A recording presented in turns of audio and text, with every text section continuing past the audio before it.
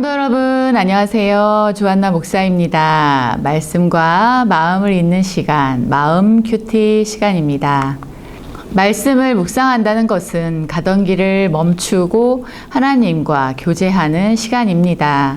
그리고 이 시간은 우리가 살아가는데 가장 중요한 힘을 얻는 시간이지요.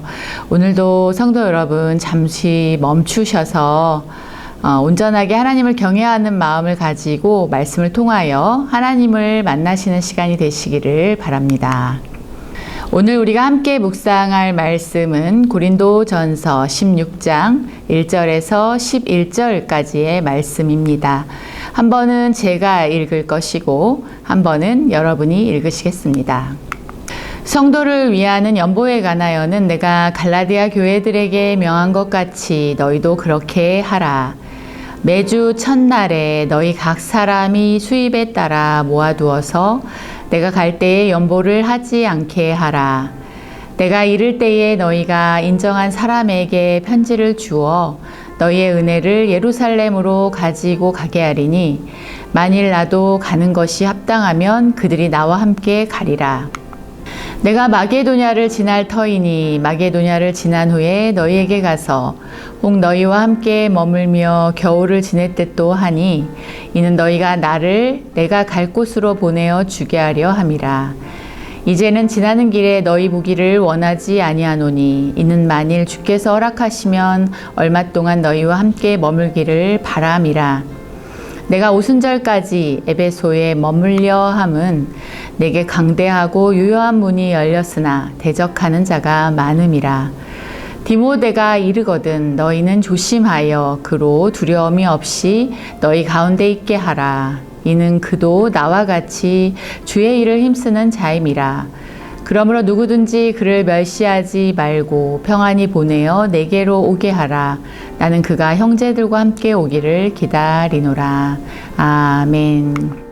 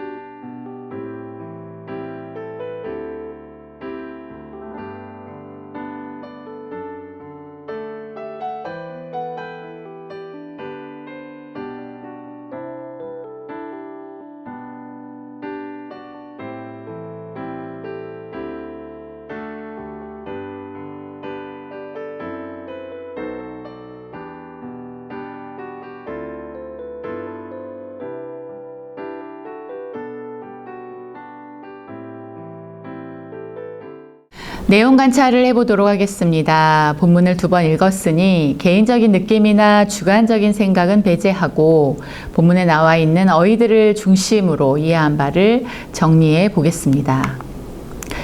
바울은 연보에 관해 설명하고 있습니다. 15장에서 몸의 부활에 대해 설명을 했고 12장에서 14장까지에서는 몸의 지체로서 공동체에서 서로 사랑과 존중을 이야기한 다음에 바울은 성도 간의 관계 가운데 실천적 방안으로 성도들을 위한 연보를 제안하고 있습니다.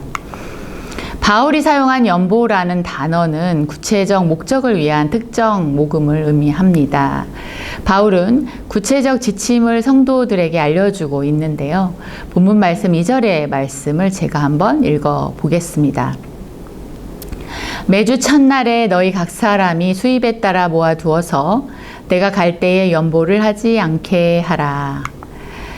그들은 매주 첫날에 적당한 액수를 따로 모금해야 했습니다. 바울은 연보를 모을 때 각자가 버는 수입에 따라 모으라고 지시하면서 고린도 교회를 이루는 다양한 계층의 성도들이 각자의 형편에 맞추어 마음을 모을 것을 권면하면서 아울러 모든 성도가 빠짐없이 이 일에 동참하기를 기대하고 있습니다.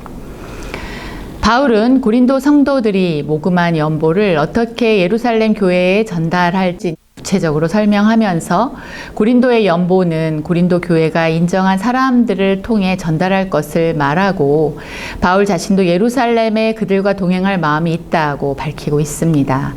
계속해서 바울은 예루살렘 교회로 갈 것을 소망하면서 자신의 여행 계획을 고린도 성도들에게 알려주고 있습니다. 너희와 함께 머물며 겨울을 지낼 듯도 하니라고 말하면서 겨울에 고린도에 머물고 싶은 마음을 표현합니다. 그러나 만일 주께서 허락하시면이라고 말하면서 그런 자신의 원함도 하나님의 손에 있음을 고백하고 있습니다. 바울 사도는 에베소에서 3년간 머물면서 사역을 하였는데요. 이 서신은 3년이 끝나가던 시기에 써서 보낸 것으로 보입니다. 바울 사도는 에베소에서 봄을 났고 여름에 마게도냐로 여행을 한 다음에 고린도에서 겨울을 보낼 계획을 가지고 있었습니다. 바울은 곧 고린도에 도착할 디모데를 고린도 성도들에게 소개하며 추천하는데 디모데는 바울과 같이 주의 일을 힘쓰는 자이다라고 소개하고 있습니다. 그렇기에 바울은 고린도 성도들이 디모데를 격려하고 성심껏 섬길 것을 당부하고 있습니다. 묵상하는 시간을 갖도록 하겠습니다. 저는 말씀을 묵상하기 위해서 두 가지의 질문을 던져보았습니다. 첫 번째 질문은 1절의 말씀, 성도를 위하는 연보에 관하여는 내가 갈라디아 교회들에게 명한 것 같이 너희도 그렇게 하라 라는 말씀을 통하여 바울 사도는 고린도 성도들이 연보를 할 것을 강조하고 있는데요. 바울 사도가 이렇게 말한 속 깊은 뜻은 무엇인가요? 입니다. 연보는 바울 사도가 강조해 왔던 것입니다. 그는 다른 성도들을 세우기 위한 상호성과 연대성을 강화하고 존중한다는 것을 구체적으로 표현하는 것으로서 연보를 강조하고 있습니다. 예루살렘에 있는 성도들이 빈곤으로 고난을 겪고 있었을 때 안디옥에 있는 성도들이 연보를 모아 예루살렘 교회를 도운 일이 있었습니다. 그렇게 모은 연보를 바울과 바나바가 직접 전달을 하였으나 그럼에도 불구하고 예루살렘 교회는 여전히 어려움과 고난을 겪고 있었습니다. 바울은 예루살렘으로 보낼 연보를 다른 교회들에서도 계속 모금하고 있었던 것으로 보이며 고린도 성도들에게 갈라디아 교회들에게 명한 것 같이 너희도 그렇게 하라고 권면하고 있습니다. 교회 공동체가 무엇을 우선적으로 생각하며 헌금을 모으고 헌금을 사용해야 하는가에 대하여 묵상하는 시간을 가졌습니다. 공동체의 지체들이 고난당하고 빈곤으로 어려움을 겪을 때 교회는 그들과 동일한 마음으로 구체적으로 실천해야 함을 깨닫게 되었습니다. 한번 도와주었다고 안심할 것이 아니라 우리의 지체들과 주변의 교회들의 어려움과 빈곤의 문제 속에 함께 동참하면서 하나님께 온전한 예물을 드리는 것이 필요함을 깨닫게 되었습니다. 매주일 예물을 드릴 때 더욱 감사하는 마음으로 그리고 교회와 주변 교회들의 어려움들을 위하여 중보하며 잘 준비해서 드리는 것이 필요하다는 것을 깨닫습니다.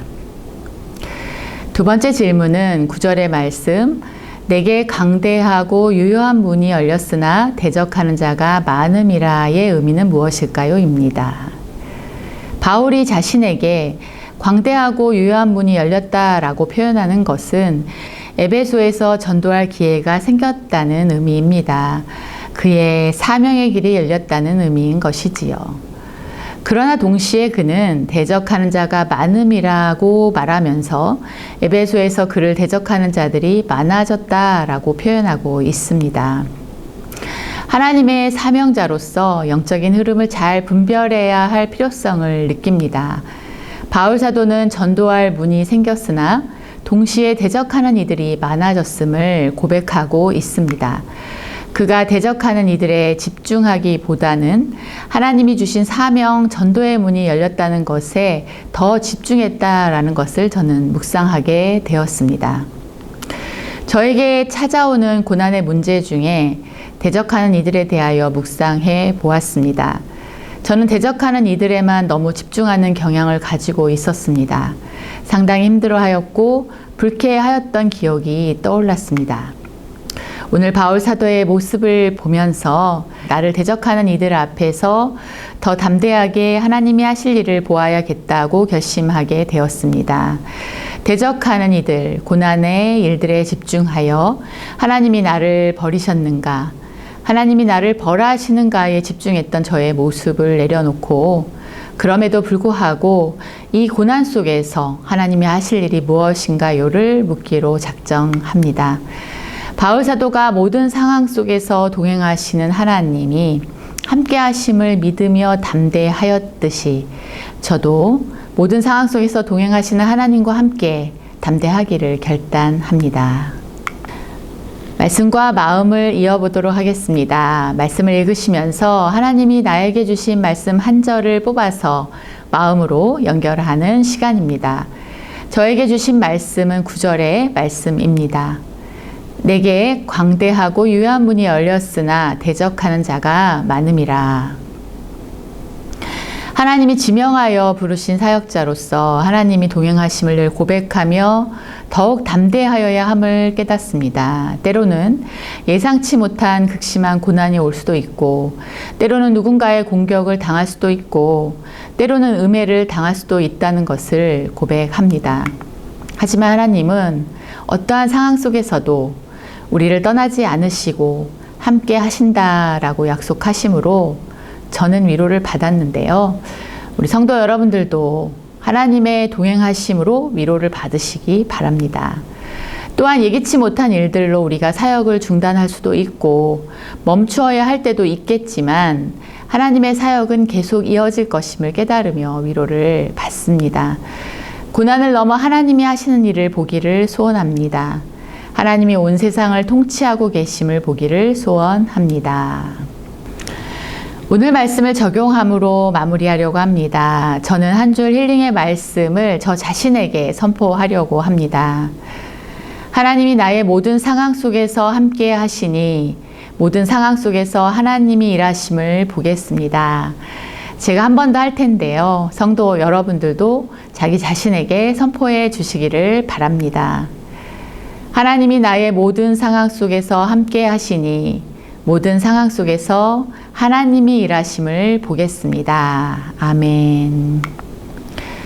성도 여러분, 오늘도 수고하셨습니다. 한 주간 말씀 붙잡으시고 교회 공동체의 지체들을 위하여 기도하며 그들의 어렵고 힘든 상황들에 관심을 가지시고 표현하시는 한 주가 되시기를 바랍니다.